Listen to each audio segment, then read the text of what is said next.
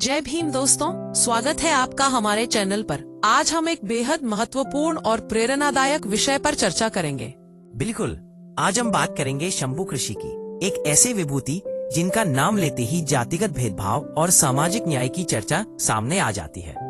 शंभू ऋषि ने अपने समय की कठोर वर्ण व्यवस्था को चुनौती दी और समानता और अधिकार की लड़ाई का प्रतीक बन गए। तो चलिए शुरुआत करते हैं उनके जन्म और पृष्ठभूमि से। शंभू ऋषि का जन्म शूद्र परिवार में हुआ था।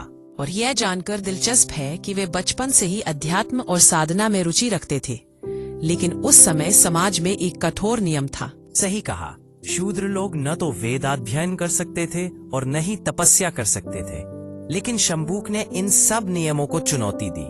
बिल्कुल, समाज के विरोध के बावजूद उन्होंने पर्वतों और जंगलों में जाकर कठोर तपस्या शुरू की। और कहा जाता है कि उनकी तपस्या से स्वर्गलोक तक प्रभावित होने लगा। देवताओं में चिंता फैल गई। इसका असर इतना बड़ा था कि ऋषि मुनियों ने इसे धर्म विरुद्ध बताया। हमें यहाँ पर रामायण का प्रसंग भी याद आता है। जी हाँ, उत्तरकांड में वर्णन मिलता है कि शंभू की तपस्या के कारण एक ब्राह्मण बालक की मृत्यु हो गई थी। राजा राम को जब यह समाचार मिला तो उन्होंने शंभूक से मुलाकात की। उन्होंने स्वीकार किया कि वे शूद्र होकर तपस्या कर रहे हैं और धर्म व्यवस्था बनाए रखने के लिए राजा श्री राम ने उन्हें मृत्युदंड दिया। यह एक बेहद विवादास्पद निर्णय था। लेकिन शंभूक की मृत्यु होते ही मृत बालक जीवित हो गया।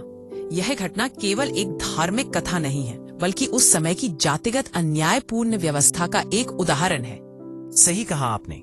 शंभू ऋषि आज भी समानता, अधिकार और सामाजिक न्याय की लड़ाई का प्रतीक माने जाते हैं। कई समाज सुधारकों ने इस प्रसंग का उल्लेख करके जातिगत भेदभाव की आलोचना की है।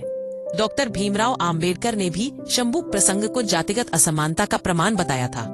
अब जब हम इस कहानी के निष्कर्ष पर पहुंचते हैं, तो हमें ये सिखाता है कि सच्चे साधक के लिए कोई जाति, कोई वर्ग और कोई बंधन मायने नहीं रखता। बिल्कुल, उनकी कहानी हमें याद दिलाती है कि समाज को न्याय और समानता के रास्ते पर चलना चाहिए। आज भी शंभू ऋषि उन सभी के लिए प्रेरणा है जो अन्याय के खिलाफ खड़े होने का साहस रखते हैं। तो दोस्तों, ऐसी कहानी के लिए हमारे चैनल बहुजन स्टोरीज को सब्सक्राइब करें।